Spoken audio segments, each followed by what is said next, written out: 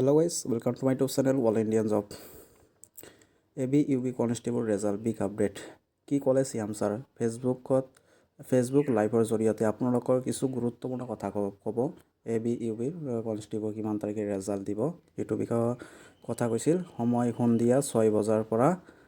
6 বজাত মানে লাইভত আহিছিল 3 অক্টোবৰ 2025 চনত অৰ্থাৎ কালি আহিছিল মোৰ সৈতে যোগাযোগ কৰক ফেচবুক লাইভত কি ক'লে এইটো ভিডিঅ' আজি এই ভিডিঅ'ত মই দি দিম এইটো চাই লওক আপোনালোকে কি ক'লে CM ছাৰে কি কনষ্টেবল ৰেজাল্ট কিমান তাৰিখত দিব কি হৈছে কনষ্টেবল ABUB ৰেজাল্ট দিব নে নিদিয়ে সেইটো বিষয়ে CM ছাৰে ভালকৈ সুন্দৰকৈ বুজাই দিছে তেনেহ'লে ভিডিঅ'টো চাই থাকক ভাল লাগিলে লাইক কৰিব চেনেলটো ছাবস্ক্ৰাইব কৰিব আৰু কমেণ্টত লিখি দিব কোনটো বিভাগৰ কিমান তাৰিখত ৰেজাল্ট দিব ঠিক আছে বাই ভিডিঅ' চাই লওক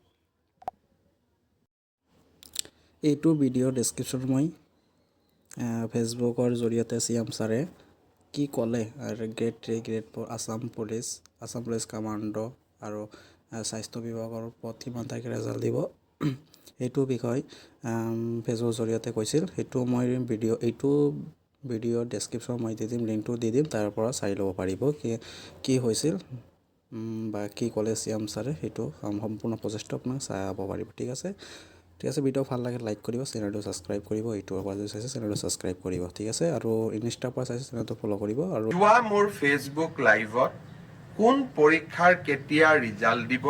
নিযুক্তিৰ বিষয়ে মই আপোনালোকক উল্লেখ কৰিছিলোঁ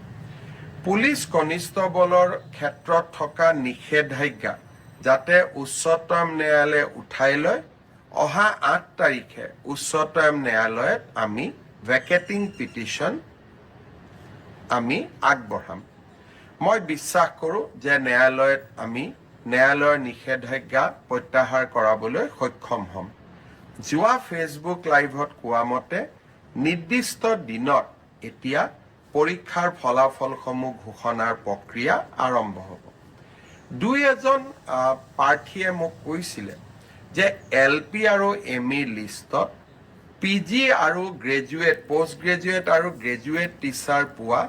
বহুতৰ নাম সন্নিবিষ্ট হৈ আছে আমি নিশ্চিত কৰিম যাতে পোষ্ট গ্ৰেজুৱেট আৰু গ্ৰেজুৱেট টিচাৰত যিসকল নিযুক্তি হ'ব তেওঁলোকৰ নাম যাতে LP বা ME লিষ্টত নাহে অৰ্থাৎ যি ডাবল এপইণ্টমেণ্টৰ যিটো অভিযোগ থাকে তাক যাতে আমি বহু পৰিমাণে ৰোধ কৰিব পাৰোঁ আৰু সেই বিষয়ে ইতিমধ্যে বিভাগৰ বিষয়াসকলক মই স্পষ্ট নিৰ্দেশ দিছোঁ এই মাহত অসমত ৩৫,০০০ যুৱকৰ নিযুক্তি হ'ব অৰ্থাৎ ৩৫,০০০ নিকা নিযুক্তিৰে ৩৫,০০০ পৰিয়ালৰ মুখলৈ হাঁহি বিৰিঙাব